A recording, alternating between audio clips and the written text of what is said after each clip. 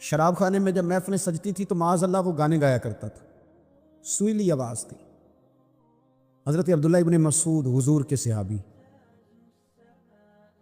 حضور نے فرمایا عبداللہ ابن مسعود اسی طرح قرآن پڑھتے ہیں جس طرح میرے اوپر نازل ہوا تھا۔ عبداللہ ابن مسعود نا چھوٹا قد اور پتلی پتلی ٹانگیں تھی حضرت عبداللہ ابن مسعود کی۔ ایک دن درخت پہ چڑھے ہوئے تھے تو کچھ لوگوں نے نا، بچے کرتے ہیں نا مذاق، معاذ اللہ کچھ نے کہا کتنی پتلی ٹانگیں۔ اللہ کے محبوب علیہ السلام نے فرمایا قیامت کے دن عبداللہ ابن مسعود کی ٹانگوں کا وزن احد پہاڑ سے بھی زیادہ ہوگا۔ زبردست صحابی ہے، اور حضور نے فرمایا میں نے جس جس کو گورنر بنایا، کسی جگہ امیر بنایا، مشورہ کر کے بنایا، اگر میں کسی کو بغیر مشورے کے امیر بناتا تو عبداللہ ابن مسعود کو بناتا۔ حضرت عبداللہ ابن مسعود گزر رہے تھے تو وہ جو زازان نام کا گویہ تھا وہ گانے گا رہا تھا، سریلی آواز کانوں میں آئی، کھڑے ہو کے کہنے لگے کون ہے؟ کہا جناب زازان نام کا گویہ ہے۔ مصطفیٰ کریم کے شانوں والے غلام کی زبان سے لفظ نکلے، کتنی سونی آواز ہے، کاش یہ قرآن پاک کی تلاوت کرتا۔ اللہ اکبر، کاش کوئی ایسا ہو تو صحیح جو ہمیں کہے کہ کاش یار تو قرآن پڑھتا، کتنی سونی آواز ہے، کاش تو نعت پڑھتا۔ کوئی کہے تو صحیح، کوئی کہتا ہی نہیں، کوئی کہتا ہی نہیں کتنا سونا چہرہ ہے، کاش اس پہ داڑھی ہوتی، کوئی کہتا ہی نہیں میری ملت کے جوانوں۔ حضرت عبداللہ ابن مسعود کہنے لگے کاش یہ قرآن پاک پڑھتا، یہ کہہ کے چلے گئے۔ باہر وہ نکلا نا، جب سارے لوگ باہر نکلے اس معاذ اللہ بری مجلس سے، تو چیم گوئیاں ہو رہی تھی کہ آج تو یہاں حضرت عبداللہ ابن مسعود بھی آئے تھے۔ تو زازان سے کسی نے کہا کہ آج نا حضرت عبداللہ ابن مسعود نے تیری آواز سنی، تیری آواز۔ تو وہ کہہ رہے تھے کاش اتنی سونی آواز سے قرآن پڑھتا تو مزہ آتا، کاش۔ وہ کہنے لگا نبی پاک کے صحابی نے میرا نام لیا ہے، گویہ ہو کے میرا ذکر کیا ہے، حضرت عبداللہ ابن مسعود نے میرا نام لے کے کہا کہ کاش میں قرآن پڑھتا۔ وہ میرے لیے کہا مصطفیٰ کے صحابی نے، حضور سے قرآن سیکھنے والے کی خواہش ہے کہ میں قرآن پڑھوں۔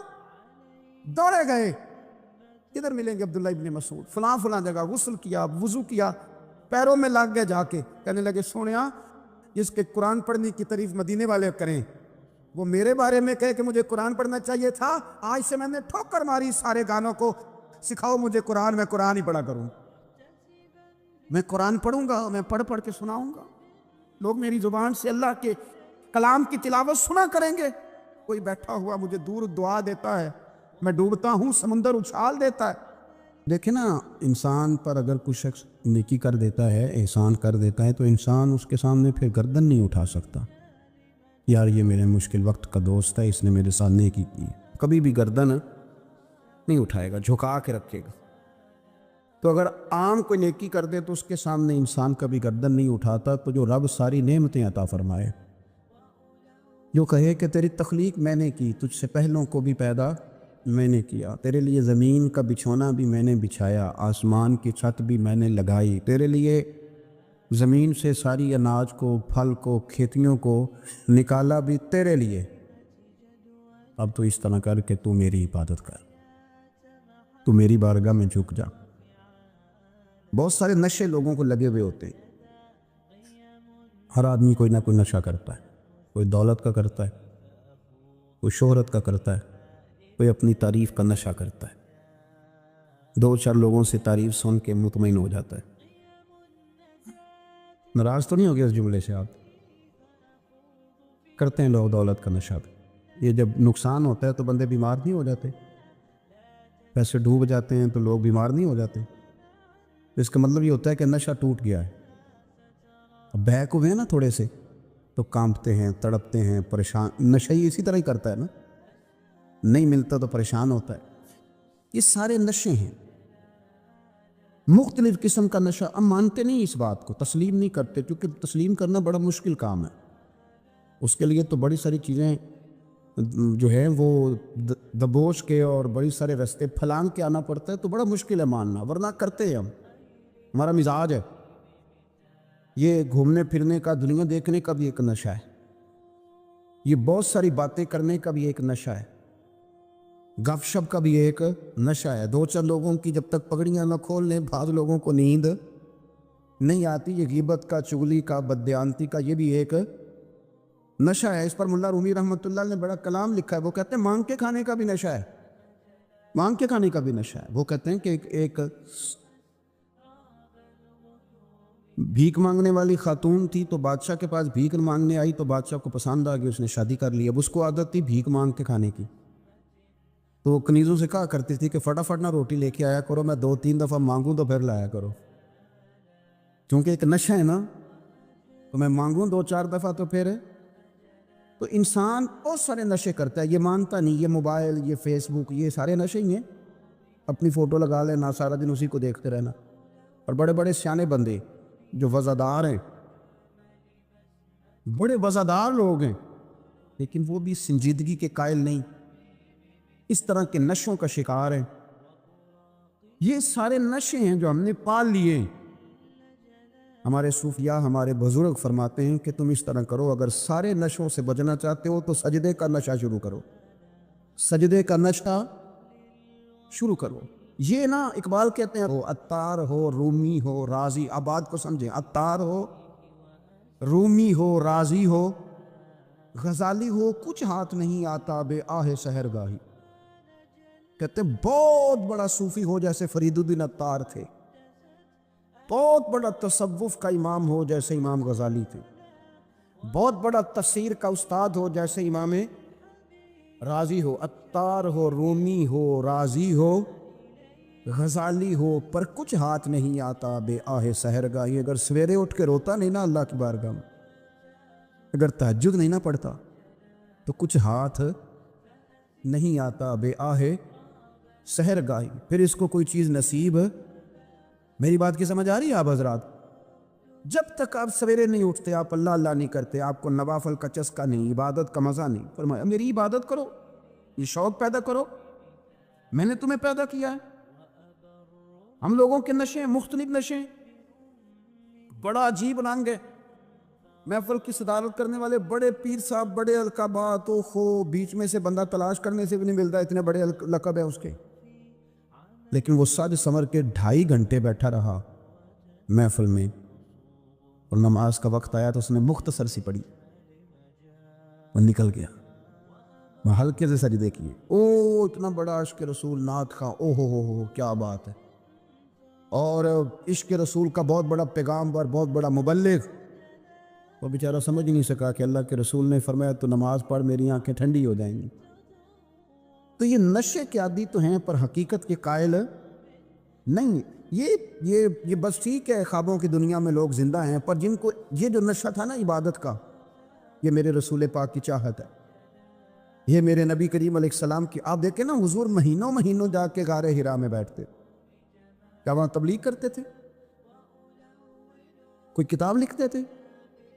رسول کریم علیہ السلام مہینہ رہتے غار حرا میں, کوئی نہ مجھے دیکھے, کوئی نہ مجھے ملے. حضور یہاں کیا ہے؟ فرمایا میں اپنے رب کی عبادت کروں گا. نبی کریم علیہ السلام نے سجدوں کے ساتھ پتھروں اور پہاڑوں کو آباد کر دیا, سجدوں کے ساتھ. آپ کا سجدہ آپ کو بہت ساری چیزوں سے چھڑا لیتا ہے, یہ بہت ساری جگہوں سے جھکنے سے بچا لیتا ہے. صوفیاء, اولیاء یہ کیا کرتے تھے؟ یہ سجدے کا ذوق ہی تو پیدا کرتے تھے. سجدے کا ذوق. شاہ عبدالعزیز دباغ رحمۃ اللہ تعالی علیہ اپنے مریدوں سے فرمایا کرتے تھے کہ اگر تم پکے نمازی بن جاؤ نا, تہجد گزار ہو جاؤ, تو میرے پاس آنا جانا چھوڑ دینا. عرض کی حضور کیوں؟ فرمایا میں تمہارے اور رب رسول کے راستے میں رکاوٹ نہیں بننا چاہتا, اب میرا مقصود ہے تمہیں وہاں تک پہنچانا. جب پہنچ گئے تو پھر میری ضرورت ختم ہو گئی. ہاں کبھی وسوسہ آئے, شک پیدا ہو, تکلیف ہو تو آنا, ورنہ میں نہیں چاہتا کہ میں رکاوٹ بنا رہوں. تم اللہ اللہ کرو, اس مالک کو راضی کرو. میرے رسول پاک علیہ وسلم نے فرمایا بندہ اللہ کے سب سے قریب اس وقت ہوتا ہے جب وہ سجدے کی حالت میں ہوتا ہے. کس کے قریب ہوتا ہے؟ اللہ کے سب سے قریب ہوتا ہے. وہ بڑا نیڑے ہے رب کے, بڑا قریب ہے, اس لیے کہ وہ حالت ہے سجدہ میں. وہ جب سجدے کرتا ہے نا, اس کی بارگاہ میں جب جھک جاتا ہے. آپ ذرا سجدے کی کیفیت دیکھیں نا, زبان بھی یہاں ہے, آنکھ بھی یہاں ہے, کان بھی, عقل بھی ساری, اس نے سارا کچھ رکھ دیا سجدے. آپ وہ کبھی پیچھے جائیں تو دیہاتوں میں کہا جاتا تھا ناک سے نکیریں نکالو، بہت بڑی سزا ہوتی تھی نا، ناک سے نکیریں نکالو، بڑی سزا ہوتی تھی۔ تو اس نے کہا مالک مجھے کسی نے کہا نہیں، پر دیکھنا میں نے رکھ دی ساری عقل سجدے میں، اور رکھ کے کہا کیا سبحان ربی، یا اللہ، اللہ میں پست ہوں تو اعلیٰ ہے، اللہ تو میرا رب ہے اور تو سب سے اعلیٰ۔ اتنا، اور فرمایا جب یہ اس کیفیت میں ہوتا ہے تو پھر یہ اپنے رب کے قریب ہوتا ہے۔ کثرت عبادت، نوافل۔ ہمارے ہاں عمرے کی قرآن اندازی محفلوں پہ ہونے لگ گئی ہے، حالانکہ حدیث سے ثابت نہیں۔ میں دوستوں سے کہتا ہوں جائز ہے، کرنی چاہیے، عمرے کی قرآن اندازی جائز ہے، پر کسی حدیث میں نہیں آئی کہ قرآن اندازی کرو عمرہ کرو۔ حدیث میں قرآن اندازی یہ آئی ہے کہ نبی پاک علیہ السلام نے فرمایا تمہیں پتہ چل جائے نا پہلی صف کا ثواب کتنا ہے، تم قرآن اندازی کرو۔ عمرے کی قرآن اندازی کا تو پوسٹر چھپتا ہے، تو یہ والی قرآن اندازی کب ہونی ہے؟ ہونی چاہیے کہ نہیں؟ حضور نے فرمایا تمہیں پتہ چلے کہ اس کا ثواب کتنا تو تم قرآن اندازی کرو، تم قرآن ڈالو۔ جب آپ نماز پڑھ رہے ہوتے ہیں، جب آپ کا مصلی آباد ہوتا ہے، صلاح الدین ایوبی ایک بزرگ سے ملاقات ہو گئی، بیت المقدس پر قبضہ تھا عیسائیوں کا، تو صلاح الدین بڑے پریشان تھے۔ وہ بابا جی کہنے لگے پتر کیا ہوا؟ کہنے لگے حضور پتہ چلا ہے دشمن کے 2 بحری بیڑے اسلحہ لے کے آ رہے، مسلمان پہلے ہی کمزور ہیں، اور اب اگر 2 بحری بیڑے اور آ گئے تو حضور مسئلہ بن جائے گا۔ تو میں پریشان ہوں کہ کس طرح یہ کم مسئلے والی ہماری فوج ہے کیسے مقابلہ کرے گی۔ تو بابا جی کہنے لگے پتر اس طرح کرنا، آج رات تو بھی دعا کرنا اور میں بھی کروں گا، تو بھی دعا کرنا، آپ ناراض نہ ہونا، ہم تو پیروں والے ہیں، ہم تو پیروں کے نوکر غلام ہیں، ہمارا تو گزارا ہی نہیں، ہمیں تو ملتا ہے سارا کچھ وہاں سے۔ پھر میرا سوال یہ ہے کہ تعویذ لینے جاتے ہو نفل کیوں نہیں پڑھتے؟ رات اللہ اللہ کیوں نہیں کرتے؟ یہ بھی تو ہمارے بزرگوں کا ہی طریقہ ہے، انہوں نے تو ہمیں سکھایا ہے۔ صلاح الدین ایوبی سے بزرگوں نے کہا کہ رات آج نا اللہ اللہ کرنا، تو میں تیرے لیے دعا کروں گا، تو بھی دعا کرنا۔ تو بندہ جب دکھی ہوتا ہے تو سجدہ کرتا ہے، تو پھر ہی تو مصلی بھیگ جاتا ہے، پھر ہی تو مزہ آتا ہے۔ سکھی بندہ تو کعبے جا کے نہیں روتا، دکھی تھے، تکلیف تھی، تو سر رکھا سجدے میں تو تڑپ گئے۔ اور وہ بابا جی کہتے ہیں میں مسجد آیا تو صلاح الدین چیخے مار کے رو رہا تھا اور کہہ رہا تھا مالک میں کوئی اپنی شان کے لیے تو نہیں نہ لڑ رہا، اللہ کو میں کوئی قبضوں کے لیے تو نہیں لڑ رہا، مالک تیرے لیے لڑ رہا ہوں، مجھے بے آبرو نہ کرنا، میری مدد فرمانا۔ کہتے ہیں میں آیا تھا کہ مسجد میں دعا کروں گا، پر صلاح الدین ایوبی کو روتے دیکھا تو میں لوٹ گیا۔ تو سویرے صلاح الدین ملے تو بڑے خوش تھے۔ میں نے کہا پتر کیا ہوا؟ کہنے لگے حضور وہ بحری بیڑے 2 آ رہے تھے نا اسلحہ لے کے، دونوں ڈوب گئے پانی میں ڈوب گئے۔ تو بابا جی کہنے لگے صلاح الدین وہ پانی میں نہیں ڈوبے، وہ تیرے آنسوؤں میں ڈوب گئے، وہ غرق ہو گئے، وہ جو تو نے مصلی آباد کیا تو وہ تیرے آنسوؤں میں ڈوب گئے، وہ غرق ہو گئے، وہ تباہ، اتنے قیمتی تھے تیرے آنسو کے بہا لے گئے دشمن کے بحری بیڑوں کو۔ میرے بھائی ٹھیک ہو گیا جی، میرے عزیز سمجھ لیں اس بات کو ہمیشہ کے لیے، اور اس پر غور کرنے اچھے طریقے سے کہ میرے رسول کریم سید عالم صلی اللہ علیہ وسلم نے نا ہماری توجہ دلائی، حضور نے ہمیں بتلایا، ہمارا ذوق بڑھایا عبادت کی طرف۔ ایک صحابی تھے حضرت ابو فاطمہ رضی اللہ تعالیٰ عنہ، یہ ترمذی شریف کی حدیث ہے۔ نبی پاک علیہ السلام نے فرمایا ابو فاطمہ قیامت کے دن مجھ سے جلدی ملنا چاہتے ہو کہ دیر کے ساتھ؟ تو کہنے لگے حضور کون ہوگا جو دیر سے ملنا چاہے، ہم نے تو جان دے دی وعدہ دیدار پر۔ اعلیٰ حضرت فرماتے ہیں جان دے دی وعدہ اور نقد اپنا دام ہو ہی جائے گا۔ مجھے لگتا ہے کہ یہ سودا نقد و نقد ہو جانا ہے، کیونکہ ہم نے جان دے دی وعدہ دیدار پر۔ آپ نے وعدہ کیا تھا کہ مریں گے تو پھر زیارت ہوگی، تو مر گئے ہم زیارت کی خاطر۔ جان دے دی وعدہ دیدار پر، تو نقد اپنا دام ہو ہی جائے گا۔ اے رضا ہر کام کا ایک وقت ہے، دل کو بھی آرام ہو ہی جائے گا۔ تو حضرت ابو فاطمہ رضی اللہ تعالیٰ عنہ سے نبی پاک صلی اللہ علیہ وسلم نے فرمایا جلدی ملنا چاہتے ہو کہ دیر سے؟ عرض کی حضور فٹافٹ ملنا ہے، میں نے قیامت کے دن آپ سے جلدی ملنا ہے۔ تو نبی پاک علیہ السلام نے فرمایا پھر اس طرح کرنا، دنیا میں رہ کے سجدے زیادہ کرنا، پھر سجدے زیادہ کرنا، قیامت میں ملاقات جلدی ہو جائے، قرب ملے گا تمہیں۔ اپنے بچوں کے اندر لیکن ہم شوق پیدا کرتے ہیں، ہمیں صحیح لفظ نہیں بولنے آتے پر ہم بچوں میں شوق پیدا کرتے ہیں کہ پتر ڈاکٹر بن جائے گا تو بڑا نفع کرے گا، تو لوگوں کی خدمت کرے گا، ملک و ملت کی خدمت کرے گا، تیرے ابا کا نام روشن ہوگا، تیرے دادا کی تعریفیں ہوں گی۔ ہم یہ ذوق پیدا کرتے ہیں، ہم اپنے نوجوانوں کے اندر یہ فکر پیدا کرتے ہیں، انہیں ہم سمجھاتے ہیں کہ میاں جب تم پڑھو گے، محنت کرو گے تو فلاں آدمی کی طرح تمہارا نام ہوگا۔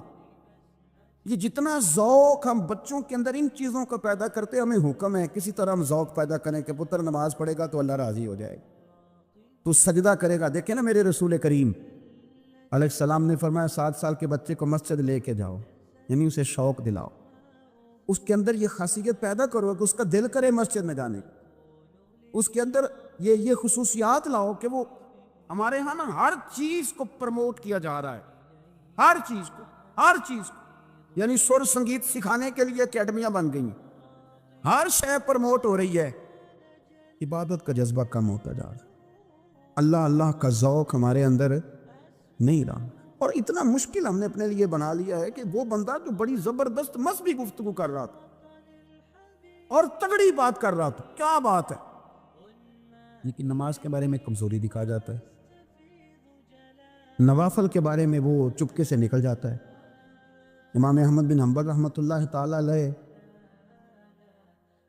مسند امام احمد بن حنبل 14 جلدوں میں ہے مارکیٹ میں، اور مجھے تو خیر پسند ہی بڑی ہے، میں نے کئی دفعہ پڑھی ہے، اور کیا بات ہے امام احمد بن حنبل، کیسے تگڑے قسم کے محدث تھے، اور اللہ نے کتنا انہیں اعزاز عطا فرمایا ہوا، یہ کوڑے بھی کھاتے تھے دین کی خاطر، سارا کرتا لہو سے بھر بھی جایا کرتا تھا، بڑا اعزاز والا شخص تھے، بڑے اعزاز والے، حدیثیں جمع کرنا، حدیثیں لکھنا، حدیث پڑھانا، سارا دن رہتے تھے، کہہ سکتے تھے کہ میں کر تو رہا ہوں کام، اور حدیث بھی موجود ہے کہ عالم عابد سے افضل ہوتا ہے، پر اس کے باوجود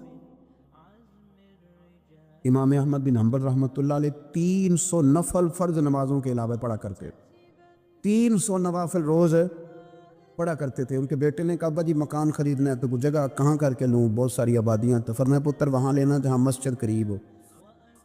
میرے رسول کریم سید عالم صلی اللہ علیہ وسلم اتنا پسند کرتے مسجد کو، اتنا پسند کرتے نماز کو، کہ رسول کریم صلی اللہ علیہ وسلم تہجد کی نماز بھی پڑھتے، پھر حضور فجر کی نماز بھی پڑھتے، نبی پاک وطر کو الگ کر کے پڑھتے، عشاء کے ساتھ نہیں پڑھتے۔ یہ تو ہم اس لیے اجازت دی ہمارے بزرگوں نے کہ بعد میں اٹھے گا کون علیحدہ وطر پڑھنے کے لیے، عشاء کے ساتھ پڑھ لیں، وطر پڑھتے، تہجد پڑھتے، فجر پڑھتے، اشراق پڑھتے، چاشت پڑھتے، پھر مغرب کی نماز کے بعد 6 رکعت اوابین پڑھتے، پھر رات کو صلاۃ اللیل پڑھتے۔ سیدہ عائشہ صدیقہ کہتی ہیں زمانہ سو جاتا اور میرے رسول مصلی بچھا کے کھڑے ہو جاتے، او یار کھیتی باڑی کر کے نہیں، محنت مزدوری کر کے نہیں، جناب عائشہ کہتی ہیں میں یہ بھی دیکھتی کہ حضور ایک آیت شروع کرتے تو ساری رات اسی کو پڑھتے، اور میری نظر جاتی تو قدم مبارک پہ ورم آ جاتا، یار نماز پڑھ کے اتنی مشقت کر کے، اتنی جد و جہد کر کے ورم آ گیا، یا رسول اللہ اتنی محنت کیوں کرتے ہو؟ فرمایا افلا اکون عبدا شکورا، کیا میں اپنے رب کا شکر گزار بندہ نہ بنوں؟ صحابہ کا ذوق عبادتوں کا، ریاضتوں کا، تلاوتوں کا، طبیعت ہے ان کی۔ مستدرک کے اندر حدیث ہے، رسول کریم صلی اللہ تعالی علیہ وآلہ وسلم کی پیاری زوجہ حضرت عائشہ صدیقہ رضی اللہ تعالیٰ عنہ فرماتی ہیں نبی پاک کی بارگاہ میں عرض کیا گیا یا رسول اللہ صلی اللہ تعالیٰ علیہ وسلم ذرا ارشاد فرمائیے گا عورت پر سب سے زیادہ حق کس کا ہے؟ حضور ذرا بتلائیے گا عورت پر سب سے زیادہ حق کس کا ہے؟ تو یہ کسی مفتی کا قول نہیں، یہ کسی دانشور کی رائے نہیں، یہ اس محبوب کا قول ہے جنہیں اللہ تبارک و تعالیٰ نے دنیا میں راحت اور آرام دینے کے لیے مبعوث فرمایا ہے۔ یا رسول اللہ صلی اللہ علیہ وسلم عورت پر سب سے زیادہ حق کس کا ہے؟ تو حضور نے فرمایا اس کے خامن کا۔ اسی مجلس میں، اسی محفل میں وہ شخص اٹھ کے نہیں گیا، وہی شخص حضور سے سوال کرنے لگا حضور تو مرد پر حق کس کا زیادہ ہے؟ عورت پر تو میں نے پوچھ لیا، نیا شخص نہیں آیا، نیا آدمی نہیں آیا۔ اسی نے اسی مقام پر اسی جگہ کھڑے ہو کے سوال کیا کہ یا رسول اللہ صلی اللہ علیہ وسلم اب یہ بھی ارشاد فرما دیجئے کہ مرد پر سب سے زیادہ حق کس کا ہے؟ نبی پاک نے فرمایا اس کی ماں کا۔ عورت پر سب سے زیادہ حق کس کا ہے؟ اس کے شوہر کا۔ اور مرد پر سب سے زیادہ حق کس کا ہے؟ اس کی ماں کا۔ یہ حقوق، یہ تعین ہے جو نبی پاک صلی اللہ علیہ وسلم نے کر کے دیا۔ یہ حقوق کی وہ والی وضاحت ہے، اور یہ ہر آدمی کا وہ والا مقام ہے جو میرے محبوب علیہ الصلوۃ والسلام نے اپنی امت کو خود بتایا ہے کہ یہ اس کی جگہ ہے اور یہ اس کی جگہ ہے۔ اب یہاں ایک بات اور قابل غور ہے، مرد کے عورت پر بھی حقوق ہیں، عورت کے مرد پر حقوق ہیں۔ انشاءاللہ تعالیٰ ایک موضوع آ رہا ہے، اس میں ان چیزوں کی کچھ زیادہ وضاحت کروں گا، یہاں صرف اشارہ دیتا ہوں۔ نبی پاک صلی اللہ علیہ وسلم کی خدمت میں ایک عورت حاضر ہوئی، اس نے عرض کی یا رسول اللہ صلی اللہ علیہ وسلم مجھے بتائیے گا مرد کے کیا حقوق ہیں، اگر میں ادا کر سکتی ہوں تو شادی کروں، حضور ذرا بتلائیے گا۔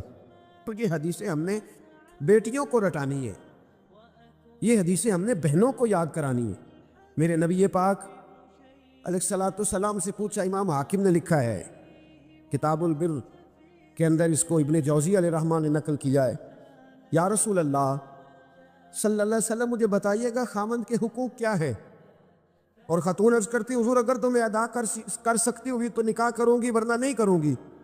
اللہ کے رسول صلی اللہ تعالیٰ علیہ وآلہ وسلم نے ارشاد فرمایا، بھئی بات یہ ہے کہ اگر خامند کے جسم سے پیپ نکلے، ریشہ نکلے اور خون نکلے، عورت اپنی زبان سے صاف بھی کرے تو پھر بھی خامند کا حق ادا نہیں ہوتا۔ اور نبی پاک صلی اللہ علیہ وسلم نے وضاحت کر دی، کسی جگہ آپ کو نہیں ملے گا کہ اللہ کے محبوب نے فرمایا ہو کہ میں اگر سجدہ جائز ہوتا تو میں لوگوں سے کہتا مجھے کرو، یہ کہیں نہیں فرمایا، حالانکہ امام الانبیاء ہیں۔ محبوب اس حدیث میں فرمانے لگے سنو، اگر خدا کے علاوہ کسی کو سجدہ جائز ہوتا تو میں عورت کو کہتا کہ اپنے خامد کو سجدہ کرے، میں کہتا عورت کہ وہ اپنے خامد کو سجدہ کرے۔ نبی پاک صلی اللہ علیہ وسلم نے وضاحت کر دی، فرمایا کہ اگر تو یہ والے حق تو ادا کر سکتی ہے تو نکاح کر۔ وہ خاتون بڑی سمجھدار تھی، فوراً بول اٹھی، کہنے لگی حضور میں نہیں حق ادا کر سکتی، لہٰذا میں نکاح نہیں کروں گی۔ میرے عزیز، عورت کو ذمہ داری سونپی۔ پھر میرے نبی پاک صلی اللہ تعالیٰ علیہ وسلم نے مرد کے لیے بھی ان حقوق کا تعین فرمایا، اور اللہ کے رسول صلی اللہ تعالیٰ علیہ وسلم سے جب پوچھا گیا کہ یا رسول اللہ صلی اللہ علیہ وسلم عورت کے حقوق کیا ہے، نبی پاک صلی اللہ تعالیٰ علیہ وسلم سے پوچھا گیا کہ یا رسول اللہ صلی اللہ علیہ وسلم عورت کا حق کیا ہے، تو نبی پاک نے فرمایا جیسا خود کھاؤ ویسا اسے بھی کھلاؤ، جیسا خود پہنو ویسا اسے بھی پہناؤ۔ اور حضور علیہ الصلوۃ والسلام نے فرمایا کبھی بھی عورت کے چہرے پر نہ مارنا، کبھی بھی اس کے ساتھ بغض نہ رکھنا، اسے کبھی بھی تکلیف نہ دینا، اور اسے اگر چھوڑنا ہوا تو اپنے گھر کے اندر چھوڑنا، یعنی اگر کچھ لمحے کے لیے ناراض ہونا ہوا تو اپنی ہی چھت کے نیچے نکالنا نہ، بھیجنا نہ، رسوائی ہوتی ہے۔ جب وہ میکے جاتی ہے تو لوگ باتیں کرتے، اگر چھوڑنا ہوا تو اپنے ہی گھر میں چھوڑ لینا، کچھ لمحوں کو ناراض ہو لینا، کچھ ایسی بات کر لینا، لیکن جب اسے نکال دیتے ہو تو مسائل بن، جیسا خود کھاؤ ویسا اسے بھی، جی جیسا خود کھاؤ ویسا اسے بھی۔ تو نبی کریم سید عالم صلی اللہ تعالیٰ علیہ وآلہ وسلم نے اس بات کی وضاحت کر دی۔ اب ایک بات جو قابل توجہ ہے جس پر میں آج خصوصی طور پر بات کرنا چاہ رہا ہوں، وہ یہ ہے کہ نبی پاک صلی اللہ علیہ وسلم نے یہ بھی بتا دیا کہ ماں کا بڑا حق ہے، اور حضور نے یہ بھی بتا دیا کہ بیوی کا بھی حق ہے، جو تم نے خود کھانا ہے اسے کھلانا ہے، جو خود پہننا ہے اسے۔ اب مسئلہ پتہ کیا ہوتا ہے، بیوی کا مطالبہ ہے کہ تو سوائے میرے کسی کے نہیں سنے گا، وہ کہتی ہے کہ چونکہ میں آئی ہوں سارا کچھ چھوڑ کے، اب سوائے میرے تو کسی اور کی نہیں سنے گا۔ اماں کہتی ہے کہ چونکہ پیدا میں نے کیا ہے، پرورش میں نے کی ہے، جوان میں نے کیا، تو حقوق میرے زیادہ ہیں۔ یہ حدیث اماں ضرور سنائے گی اگر اسے یاد ہوگی۔ اب اس کا نقصان یہ ہوتا ہے اگر کسی عورت سے یہ پوچھا جائے کہ تو بتلا کہ بغیر ماں کے کوئی بچہ بڑا ہو سکتا تھا، تو اس نے پال پوس کے تجھے دیا ہے تو تجھے کیسے کہہ سکتی ہے کہ تو کسی اور کی نہ سن؟ اور اگر اماں سے بندہ کہے کہ تو خود ہی گئی تھی اس کو دیکھنے، تو ہی اس کو لائی ہے، اب کس طرح کر کے یہ ممکن ہو سکتا ہے کہ خاتون خانہ جو نکاح کر کے آئی ہے، جس کے حقوق کا تعین خود نبی پاک صلی اللہ علیہ وسلم نے فرمایا، اس کو حق نہ دیا جائے؟ کچھ حقوق میاں بیوی کے ہیں، کوئی شخص وہاں بھی تقاضا نہ کرے، کوئی بہن تقاضا نہ کرے کہ میرا بھائی کسی بھی طور پر بیوی کی کوئی بات نہ مانے اور صرف وہ میری طرف ہی توجہ رکھے، کوئی ماں یہ تقاضا نہ کرے، اس لیے کہ اس کے حقوق بھی اللہ اور اس کے رسول نے بیان فرمائے۔ اور کوئی بیوی کسی جگہ یہ تقاضا قطعاً نہ کرے، کسی مقام پر یہ تقاضا نہ کرے کہ وہ کہے کہ تو بہن کی طرف نہیں دیکھے گا، تو اماں کی بات نہیں سنے گا۔ اس سے آگے بڑھ کر ایک اور بات ہے، اس پر بھی ضرور غور فرمائیے گا۔ اگر شوہر چاہتا ہے کہ میری بیوی میرے ماں باپ کی عزت کرے، ان کا اکرام کرے، اچھے لفظوں میں ان کو یاد کرے، تو بیوی کے ماں باپ بھی ماں باپ ہی ہوتے، اس کے بہن بھائی بھی بہن بھائی ہوتے۔ اگر تو ان کا نام اچھے لفظوں کے ساتھ پکارے گا، ہمارے معاشرے میں کچھ چیزیں شرم کا باعث ہے، کہتے مجھے شرم آتی ہے، جملہ کہتے، لوگ چھیڑتے، بچے باتیں کرتے۔ میرے رسول پاک صلی اللہ علیہ وسلم نے فرمایا تیرے 3 باپ ہیں۔ یا رسول اللہ کون سے؟ فرمایا ایک وہ جس نے تجھے جنم دیا، پیدا کیا، جس کی صلب سے تو ہے، اور دوسرا وہ جو تیرا استاد ہے، جو تجھے خیر کی تعلیم دیتا، جس کی وجہ سے تو راہ راست پہ ہے، راہ حق پہ ہے، اور تیسرا فرمایا وہ تیرا باپ ہے جس نے اپنی بیٹی دے کے تجھے بیٹا بنایا ہے، تو اس کے حقوق کا تمہیں خیال کرنا۔ یہ کس طرح کی بات ہوئی کہ تو بیوی سے یہ تو تقاضا کرے کہ میں نے آج آ کے دیکھا ہے کہ میری اماں بیٹھی، تم نے روٹی نہیں پوچھی، اور جب اس کی اماں آئے تو پھر تیرے طور طریقے بدل جائیں، تیرا سٹائل ہی بدل جائے، تو ان کا نام لے تو یا تو تیرے لبوں پر طنزیہ ہنسی ہو یا تیرے جملوں کے اندر سخت پن ہو۔ ایسا نہیں ہونا چاہیے۔ انسان کو ہر رشتے کو اس کی جگہ پہ رکھنا چاہیے، ہر رشتے کو اس کا مقام دینا چاہیے، ہر رشتے کو اس کا وقار دینا چاہیے۔ نبی پاک صلی اللہ علیہ وسلم تشریف فرماتی حضرت عائشہ صدیقہ کہ ایک بوڑھی عورت آ گئی۔ اس عورت نے جب آ کر کے دروازے پہ دستک دی اور جب وہ بولی نا، اس نے گفتگو کی، اس کے جملے محبوب کے سماعت اقدس سے ٹکرائے، کہتے اللہ کے محبوب جلدی سے اٹھ کے بیٹھ گئے۔ حضور نے اس بوڑھی کا استقبال کیا اور حضور نے اسے بٹھایا۔ فرماتی ہر آنے والے مہمان کو حضور بڑی عزت دیتے تھے، بڑا نوازتے تھے، ہر آنے والے مہمان پہ بڑا کرم فرمایا کرتے تھے، لیکن اس خاتون کو زیادہ اعزاز دیا۔ اللہ کے محبوب علیہ السلام نے اس کے لیے کھانا منگوایا، کھجوریں دیں، شہد کے ساتھ تواضع فرمائی۔ فرماتے وہ بی بی باتیں کرتی تو میں دلچسپی دیکھتا۔ کچھ مہمان ایسے ہوتے ہیں نا جو آئیں تو بندہ کہتا ہے اللہ کرے اب چلے جائے نا کسی طریقے سے، اور کچھ ایسے ہوتے ہیں جن کو بندہ کہتا ہے اتنی بھی جلدی کیا ہے، ذرا ٹھہر جائیے، تھوڑا رک جائیے۔ دل کرتا ہے کہ وہ ذرا بیٹھے، ان سے کچھ اور بات ہو، کچھ بات اور آگے بڑھے۔ کس میں ہوتی ہے مہمانوں؟ محبوب پاک صلی اللہ علیہ وسلم نے بہت ہی زیادہ اہمیت دی۔ حضور محبوب کریم علیہ السلام جب وہ باتیں کرتی تو حضور دلچسپی سے سنتے، ان کے سوالات کے جواب بڑی گہرائی سے دیتے۔ حضرت عائشہ صدیقہ فرماتی ہیں دیر کے بعد وہ بوڑھی اٹھی، کہا حضور اب میں چلتی ہوں۔ نبی پاک نے تحائف تیار کیے، ایک صحابی کو کہا ان کے ساتھ جاؤ اور تحفے انہیں دے دو۔ کہتے ہیں جب وہ بوڑھی چلی گئی تو میرے دل میں خیال آیا